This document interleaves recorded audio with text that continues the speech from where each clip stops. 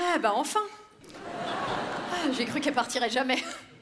Non, alors Anne, elle me disait tout à l'heure en loge, Léa, écoute, je pense que si tu es célibataire, c'est parce que tu te vends mal. Comment ça, je me vends mal? J'ai déjà du mal à pécho gratis. Je vais quand même pas, tu vois, le faire payer, quoi. Puis après, je me suis dit, bon, bah, finalement, elle a peut-être raison. C'est vrai que tous les agents immobiliers, bah, ils vendent des horreurs à des prix exorbitants. Je me suis dit, tiens, pourquoi pas vendre mon patrimoine? Oui, parce que du coup, mon patrimoine, c'est... j'ai que ça. Alors, prix net vendeur, 3 500 000 €.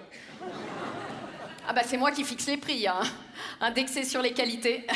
Mais alors, vous pouvez vous grouper, ça ne me pose aucun problème. Bon, vous êtes prêts pour la visite du patrimoine, du coup?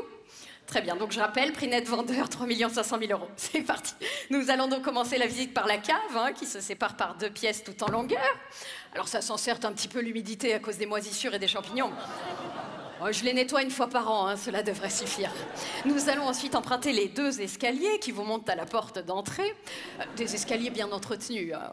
Des escaliers fermes, toc toc, et robustes, toc toc.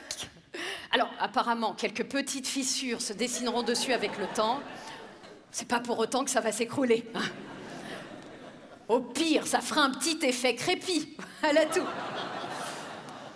Nous arrivons ensuite devant la porte d'entrée. Je laisserai bien évidemment le paillasson en évidence. Un paillasson qui a son histoire. Et si vous saviez le nombre de personnalités qui ont fait le pied de grue devant pour pouvoir entrer... Alors bon, une fois à l'intérieur, donc vous allez tout au fond, et là vous arrivez dans les 2 pièces du rez-de-chaussée, la cuisine et le cellier. Oui, et croyez-moi, en ce moment, il y a des réserves. Bon. Ces 2 pièces sont toutes 2 séparées par un petit couloir très étroit, qui manque certes de luminosité, mais heureusement, il y a peu de passages. Je ne l'utilise que pour les canalisations des fosses communes. Oh, certains m'ont bien proposé d'y faire un garage à billes. Cyclette? Mais alors moi, j'étais pas pour, hein. Qu'est-ce qu'il y a?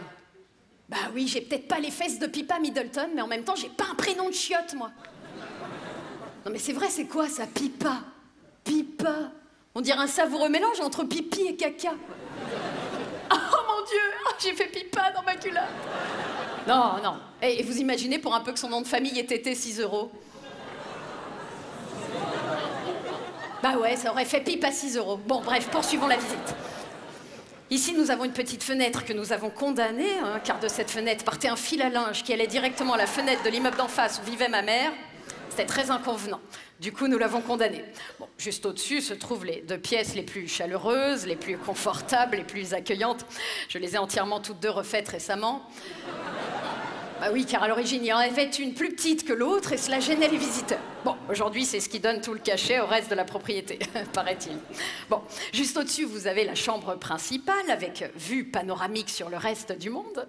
Une vue imprenable grâce à ces 2 grandes fenêtres, toutes 2 dotées de volets automatiques avec télécommande incorporée. Fermé, ouvert.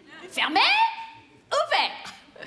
Juste en dessous de ces fenêtres se trouve un aspirateur contemporain, aspirateur naturel, qui très bizarrement n'aspire que les poussières blanches. Ah, comme vous pouvez le voir, le ravalement de façade a déjà été opéré. De toute façon, l'Assemblée générale a voté pour un ravalement de façade quotidien.